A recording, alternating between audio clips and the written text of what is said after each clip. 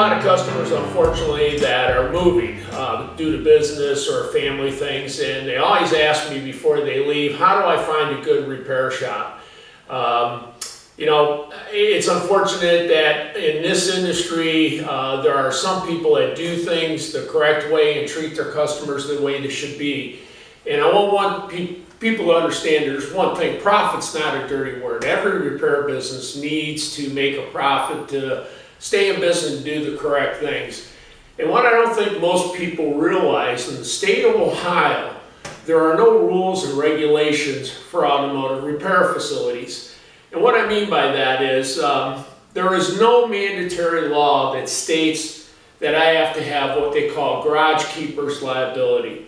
And what that basically means to you is that if you bring your car into a repair shop and the repair facility does not have garage keeper liability, you're in jeopardy to lose money on a big investment that you've made. And things that could have happened is car came in, one of the employees were road testing it, and the car got in an accident. And if that business owner doesn't have garage keeper liability, that falls back onto your insurance company because he just has no insurance to pay it. Or let's say he made a repair and something occurred on his repair, and let's say you blew up a motor.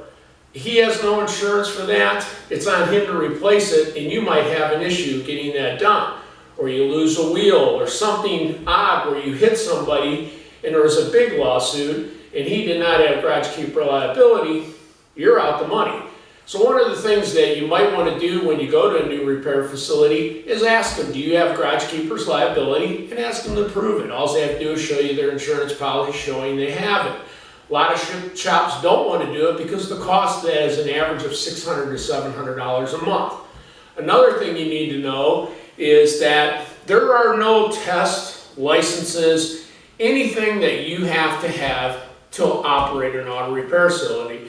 And what I mean by that is, let's say you, the consumers, decides, hey, I know nothing about a car, but I got a garage and I'm going to post a sign, Bob's Auto Repair, and you start business tomorrow, but you don't have a clue how to fix a car. It doesn't matter. There's nobody that's going to come to you from the state and say, do you have this certification? Do you have this? Do you have that? You just don't have to have it. So one thing is you want to see is what type of qualifications does that repair shop have? Are all their mechanics ASE certified?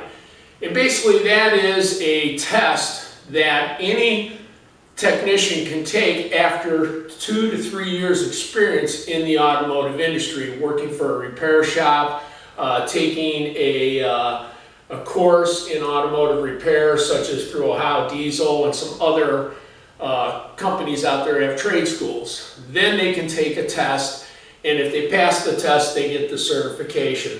There are 10 different certifications that you can take tests for to get your license. Don't get me wrong, it's a good training tool and gives you an idea what type of ability the technicians may have, but I've taken a lot of the tests. I've been ASE certified, and if you're a good studier and you don't have the ability or the equipment, you can still pass those tests. So that's one way you can look at it. Another thing is ask your friends and families and co-workers, where do you take your car?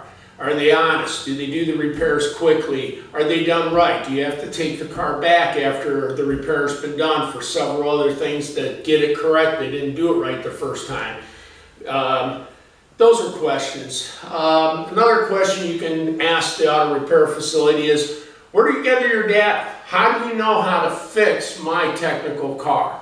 If a repair shop says, oh, we don't need that, we understand everything, don't believe that. There are several different publications that repair shops can get. One's ALLDATA, one's Mitchell's On Demand, there's another one called Identifix, and there's a couple other ones out there. And what those are data streams that they pay for every month. Usual cost to repair facility is about $180 to $210. And those data streams have all the technical information and repair techniques for every car that's out there. They gather the information from the manufacturers and they compile it, and then that lets the automotive technician go to a computer, pull up the information, repair techniques, the procedures to take a part out, to install a part, testing procedures to repair the car. And you need to make sure they have that. If they don't have that, trust me, they're not going to repair your car correctly, and they're going to be doing guesses. There's one program out there, it's called Identifix. I found that program, we tried it, and what that is it's a compilation of data throughout repair shops across the country. They go in and they put in their information on what they found when they had a certain symptoms with the car. It does offer techniques of testing and procedures to test, but what I found with Identifix is a lot of guys take the shortcut, and the repair shops don't do the proper testing to get the right diagnosis. They go to the Identifix and says, oh, well, there's been 25, 30, 40, 50 guys say this is the problem, and they throw a part at your car. So if someone comes and says they use Identifix and that's the only one they have, I'd be a little bit hesitant to go there because I don't think they're going to do the correct diagnostic for you.